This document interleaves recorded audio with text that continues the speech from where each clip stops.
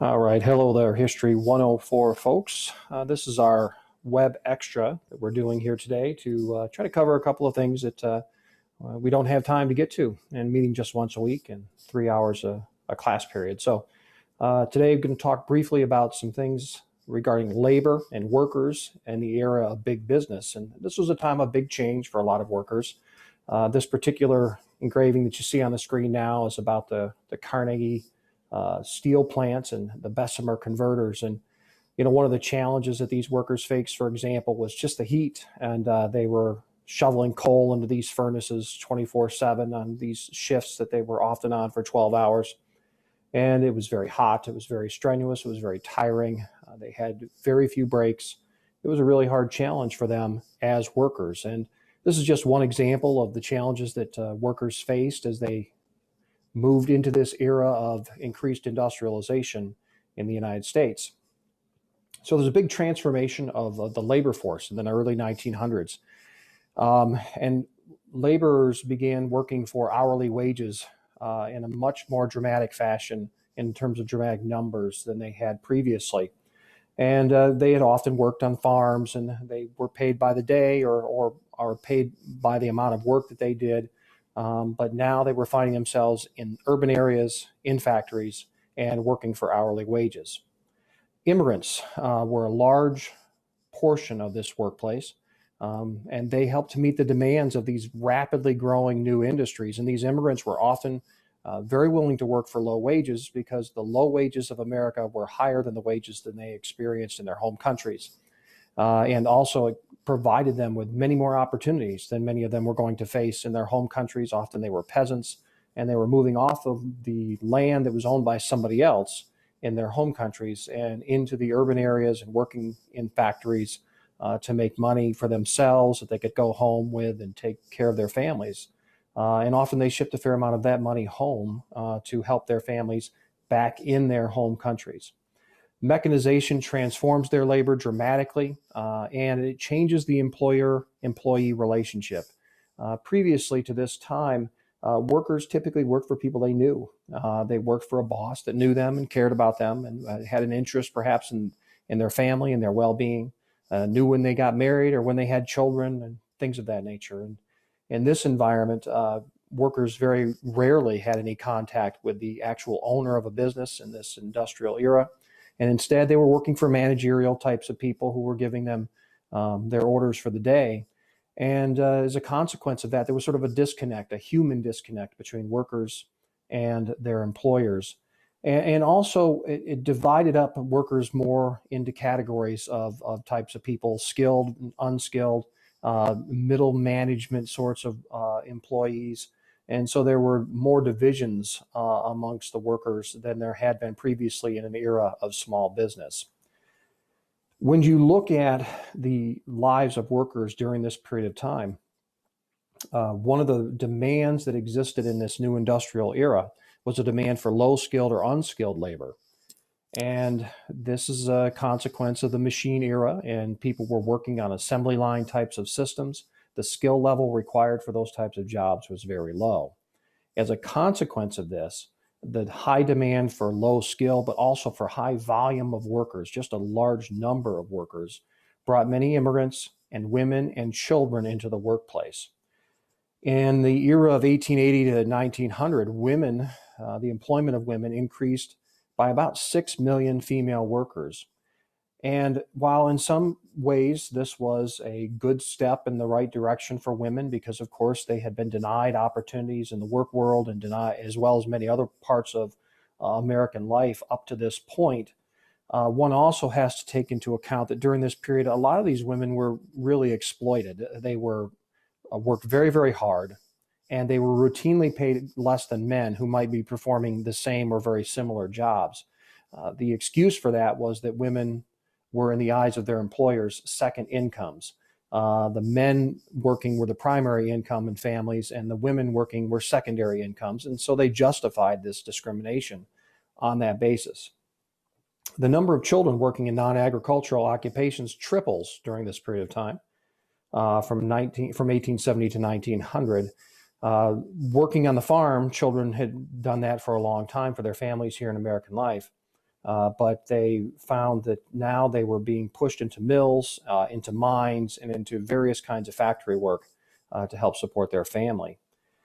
And between 1890 and 1900, more than 18% of children from the ages of 10 to 15 years of age are working. So that's classic school age as we would think of it today. And when you start thinking about the ramifications of that, what are the hopes for advancement of these children if at this very young age they are working in the mills, the mines, and the factories?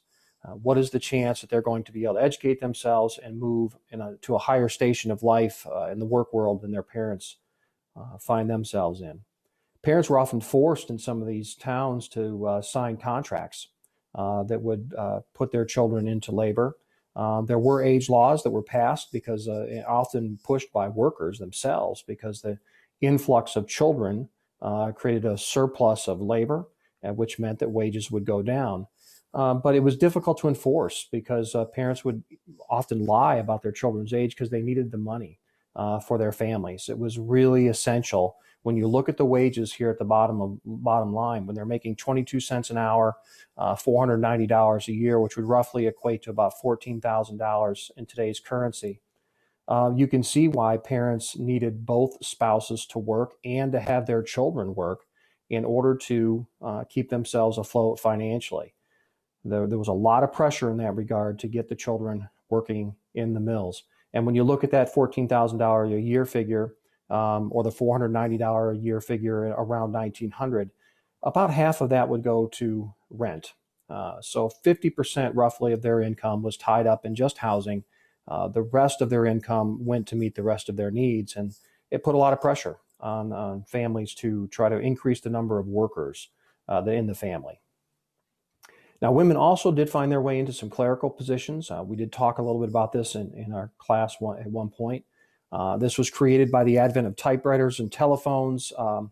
And there were some women who moved into retail as well. That was a little less common. Was still considered a little unladylike in some circles. But nonetheless, it was something that grew in its nature during the time period that we're studying here. Racism kept African Americans and the Chinese out of most of the skilled positions that existed. The racism of the era, of course, was very, very profound. We're probably more familiar with the racism against African Americans, of course, growing out of the era of slavery that would have been studied, in earlier sections of American history. But the Chinese as well, they were used to work on the railroads, and that was fine. But when the Transcontinental Railroad work was largely done and the Chinese began to move back towards the West Coast, to move into cities, to try to establish themselves financially, Americans in those areas very much resented and resisted the existence of the Chinese in their areas. So this racism did keep down the number of workers in some ways. So there was some benefit to the white workers, but of course to the African Americans and Chinese, that they were very much hurt by this discrimination. Factory work is very dangerous and very tedious. We'll give you some examples of the danger here in a minute. But it was also very tedious. The typical hours worked were 10 to 12 hours in a shift. And so for long periods of time, performing a very similar task, the level of boredom could kind of slip in, and people would get, sloppy in their work. And by sloppy, I mean careless. And that increased the danger. Workers got hurt much more commonly then than they would do today. There were very few safety precautions taken in workplaces. If they were taken simply because the managers and the bosses in the plants themselves found it to be advantageous to do so. Because there were the laws that we're familiar with today. If you walk on a factory floor and you see yellow tape and plexiglass guards and all kinds of safety precautions taken, those laws didn't exist. So it was very difficult and dangerous for these workers, and the numbers of injuries was very, very high. Also, workers found themselves very susceptible to some economic upheavals. Periodic depressions would throw millions of workers out of jobs for some period of time until the economy would rebound. And that made it very hard for the ordinary working class American to to count on generating any kind of income over the long haul. And because their wages were so low, they were not really able to save for these so-called rainy days. Very, very difficult time for these workers. This particular cartoon, it's in your textbook, and Thomas Nast, famous cartoonist for Harper's Magazine during the period of time that we're studying, and before as well. And this shows the fact that the gatekeepers there are deciding they don't really want the Chinese in. And if you notice the quote there at the bottom of the screen, it says "E pluribus unum," of many one, of course, famously on our currency, and then it says in parentheses, "except the Chinese." They were not welcome. As I mentioned before, working conditions very poor, very unhealthy, very unsafe, and very, very difficult. And when you look at some of the numbers of fatalities and injuries, these are numbers that would be absolutely intolerable today if they were to exist in our country. In 1904, there were 27,000 job fatalities nationally and 50,000 injuries that were serious injuries just in the state of New York. For a comparison, a statistic in relatively recent times, in the year 2007, there were only about 5,500 fatalities, and that is a number that's probably disturbing to a lot of Americans when they would look at it. But compared to 27,000, it really pales by comparison. And in 1914, as we're going to be studying, there were efforts to improve workplace safety. But in 1914, the number of job fatalities had increased, actually, to 35,000 job fatalities. There were 700,000 serious injuries. That was a national number, so you can't really compare that to the 50,000 number up above. So even after the significant changes had taken place, there were still some very, very serious injuries. I'll just read to you a couple of examples here of some of the kinds of safety issues that existed. And there was a New York factory investigation that happened in 1912. And they reported about a young girl whose name was Sadie. It said she was neat and intelligent and clean. She'd worked from the time that she got her working papers in the embroidery factory. She worked in the textile arena. In her work, she was accustomed to seeing a white powder, chalk or talcum, as was usual. It was brushed over designs that had little holes so you would know where to mark the cloth and to know where to cut or to know where to sew. The design was easily brushed off when it was made of this chalk or talcum. So her last employer, therefore, began using white lead powder mixed with a rosin, which cheapened the work as the powder could not be rubbed off without working a little bit more at it, so it wouldn't come off unintentionally. None of the girls knew about the change in the powder, nor of the danger of its use. So Sadie had been strong and healthy, had a good appetite, but then she began to be unable to eat. Her hands and feet swelled. She lost the use of one hand. Her teeth and gums turned blue. When she finally had to stop work because of illness, after being treated for months for stomach trouble, her physician advised her to go to the hospital. There, upon examination, it was revealed that she had lead poisoning. So she was exposed to this lead. It was known then to be harmful.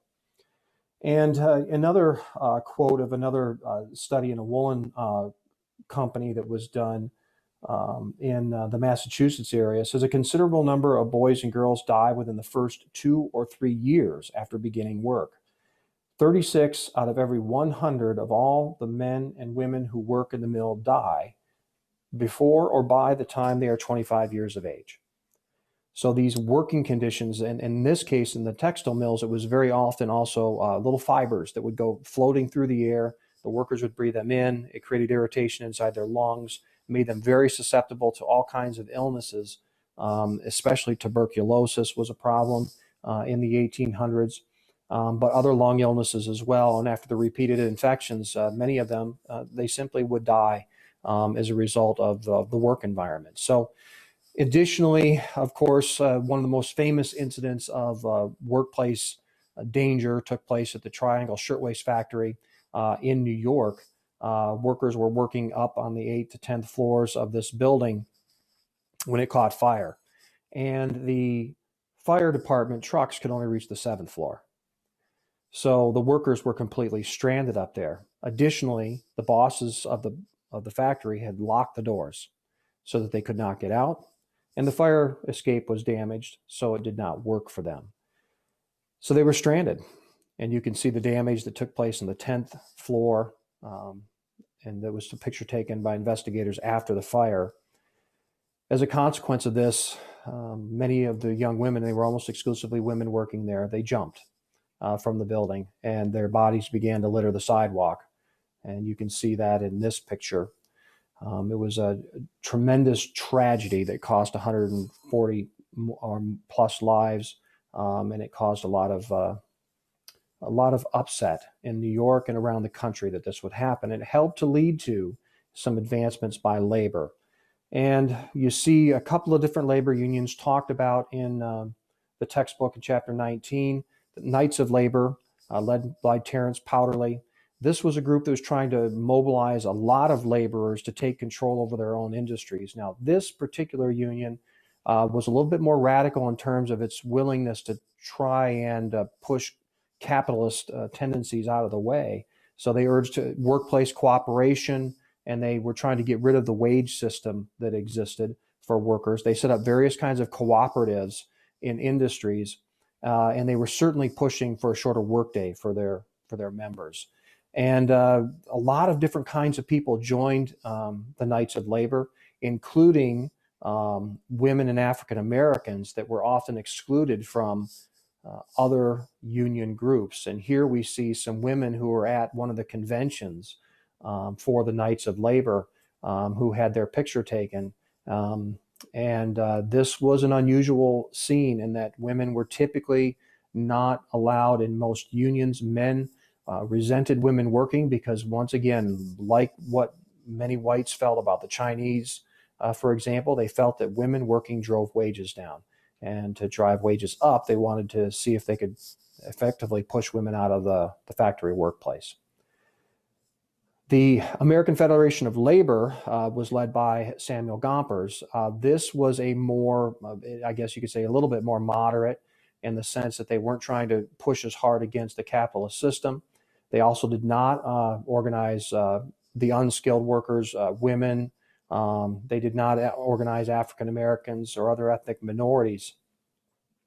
They focused their attentions on short-term goals, higher wages and shorter working hours, and they tried very hard to get the notion of collective bargaining by workers to be accepted. The notion that the workers would negotiate with the management of a factory or plant in common as a large group, because the recognition was there that they simply did not have the leverage to go and knock on Andrew Carnegie's door and say, as an individual worker, I want higher wages. An individual worker was not going to get to Andrew Carnegie and be able to make that request. So collectively, however, they may have more influence. So the AFL did achieve a certain level of respectability as a consequence of their somewhat more moderate stance during this period of time compared to the Knights of Labor.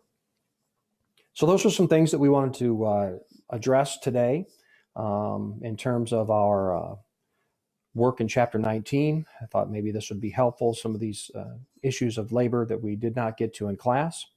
And so that will conclude this Web Extra.